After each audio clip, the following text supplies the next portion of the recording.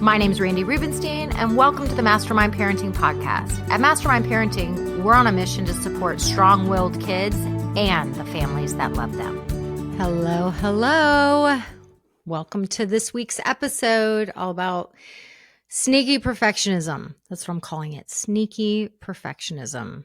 There always seems to be themes that I don't intend to be themes, and when I'm coaching moms, it's just like all of a sudden there's a theme and it appears and I'm like, oh, that's interesting. Didn't see it coming. So I was coaching a mom the other day and she was really beating herself up. And it was a story about, she said, gosh, I've been working with you. I've been in the mastermind for literally years. And she's like, this is a way of life. Like, I use the things that I have learned and I practice. I've changed the way I think. I use it in my work life, obviously in my home life with my family. Just in like, I think differently than I used to. And yet sometimes I have these moments like she goes, like, for example, so we're getting ready for my daughter's baptism.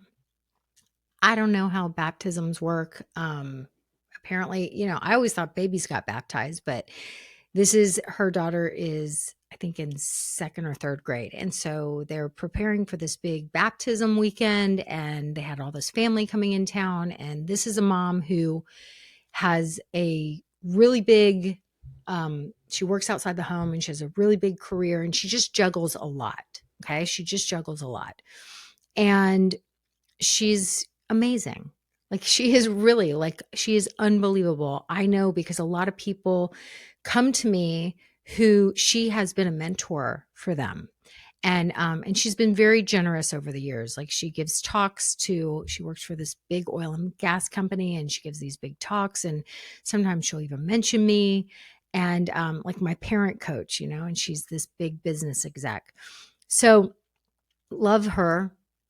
She's like a free marketing person for me. And so she really has incorporated the tools that she's learned through being in the mastermind.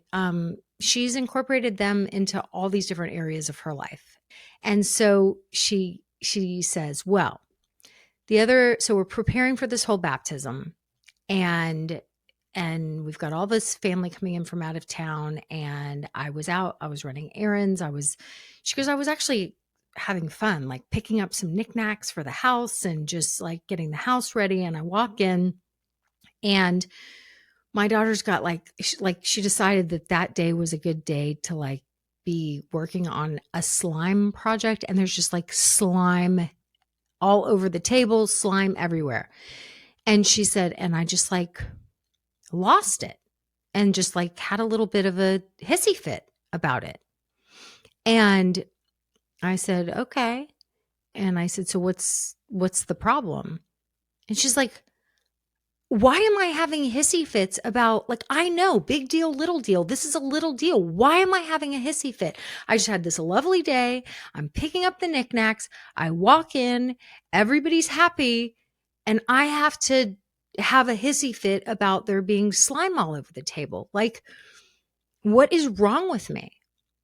And I said, well, nothing's wrong with you. Why are you making this mean that there's something wrong with you?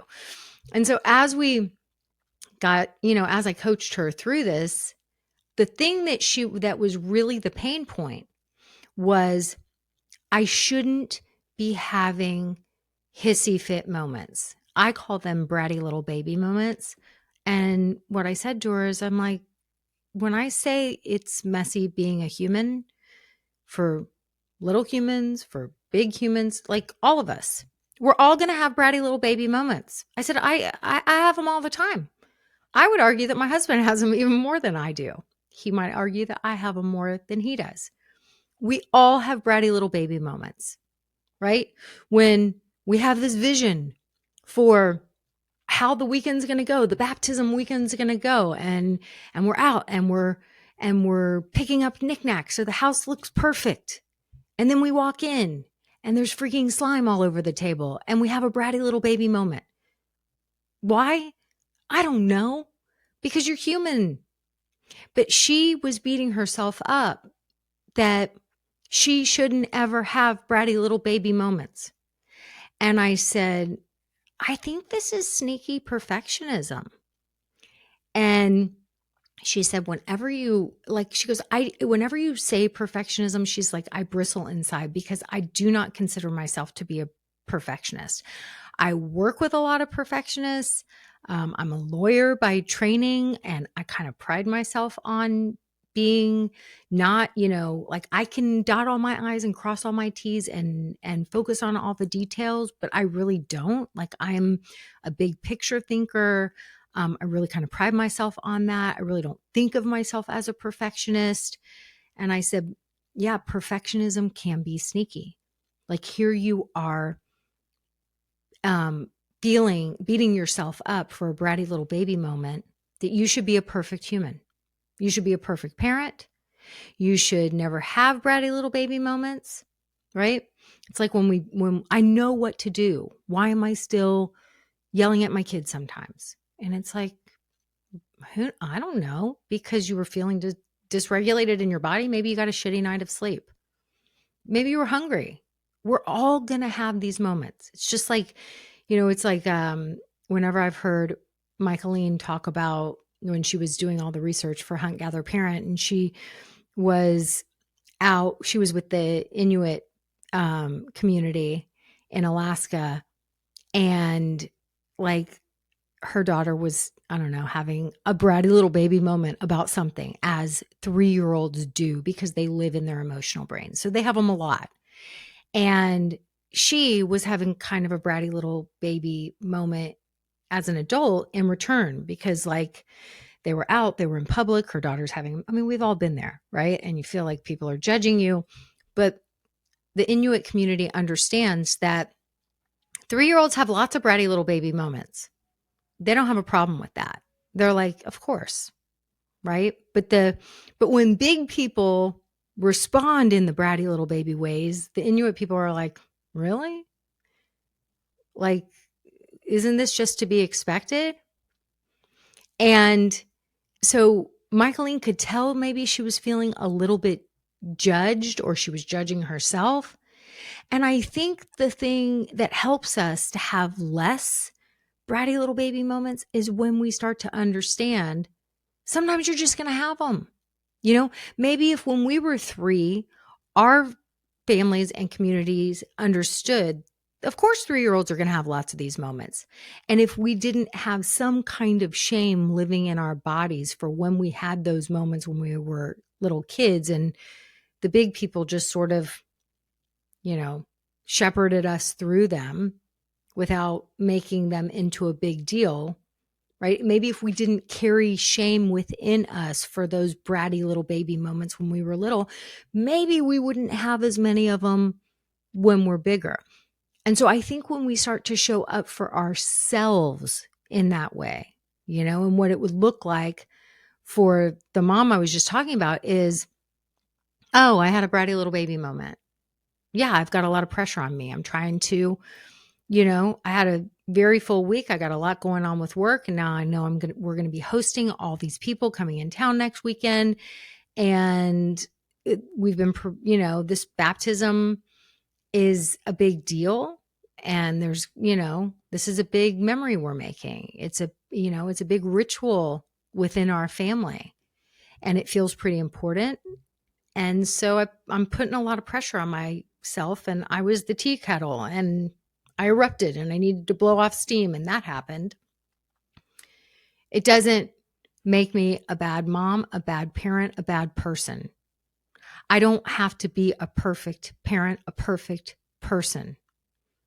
Sometimes we're all going to have bratty little baby moments, and that happened. Okay. And that happened. And I said, so I think it's more about like, stop putting so much pressure on yourself that you should know what to do at every moment. I said, and it's kind of like when people over the years have asked me for the scripts and the scripts and the scripts. And I know there's a lot of parenting professionals out there who are happy to give you the scripts and the scripts and the scripts.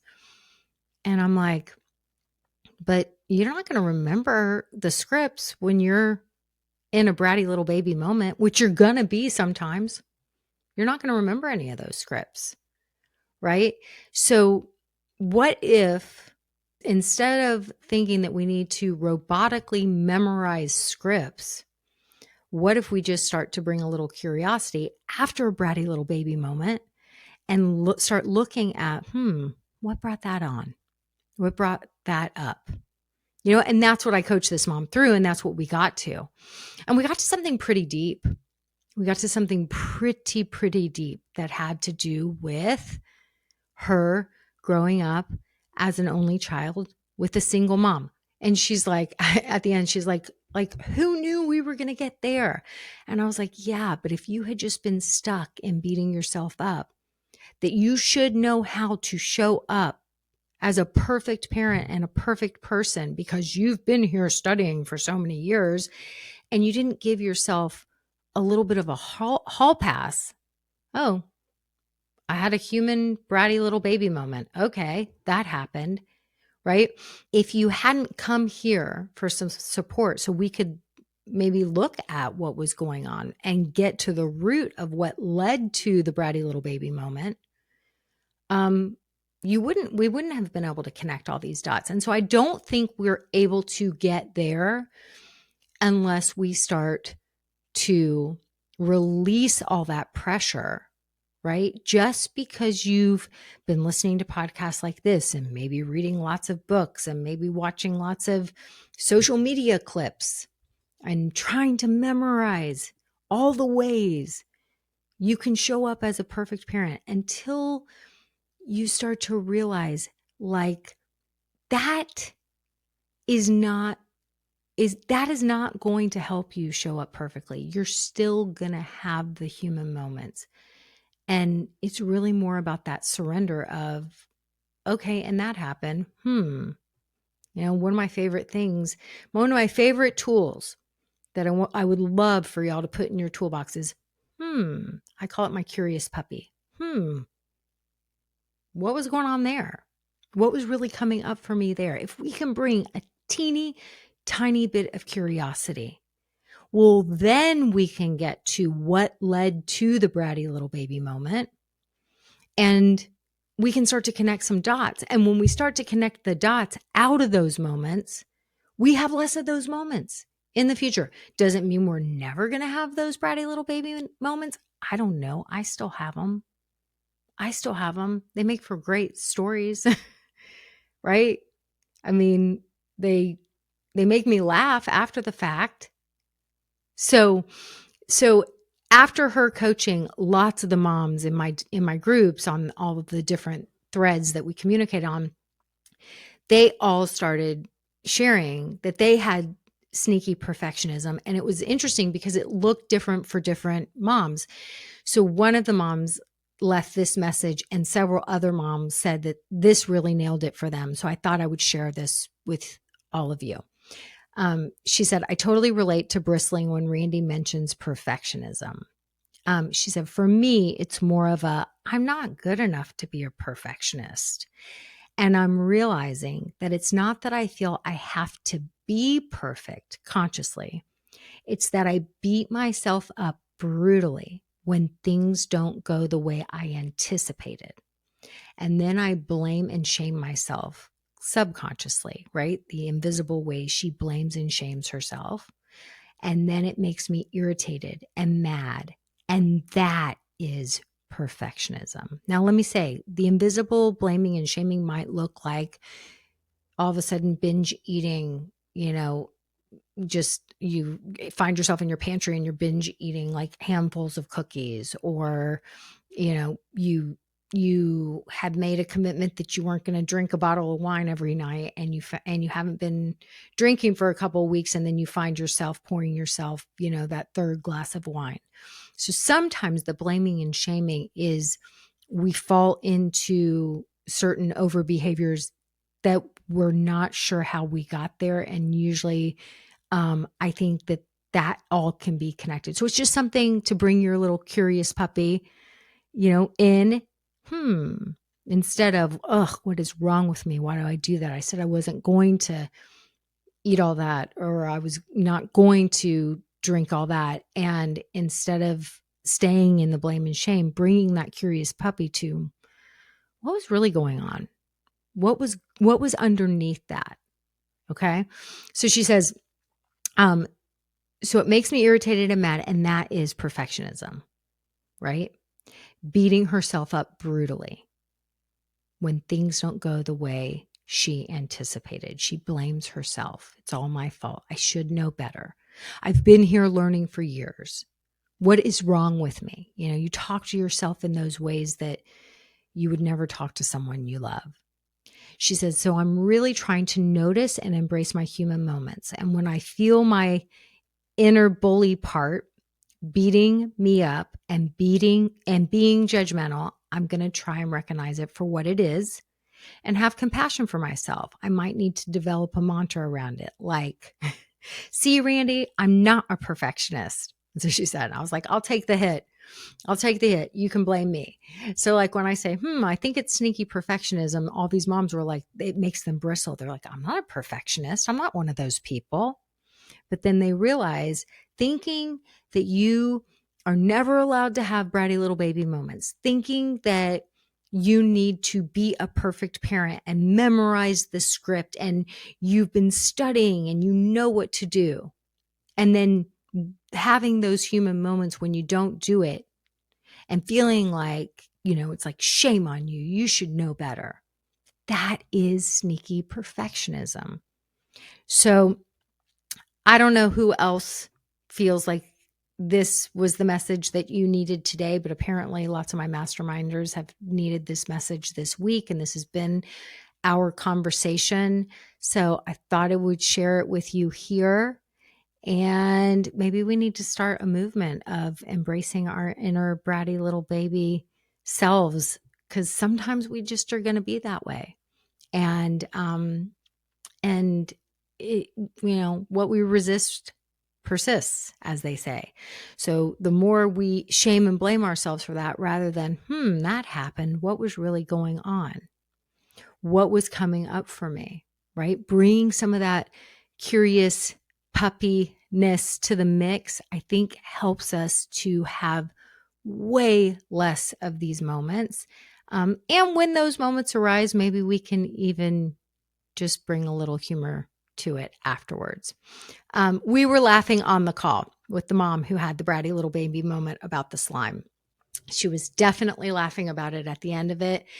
And I think, I think humor is healing. I think anytime we can bring a little bit of humor when we reflect and look back and realize we don't have to be serious as a heart attack, really. Like our kids are going to be okay, even when we have bratty little baby moments sometimes.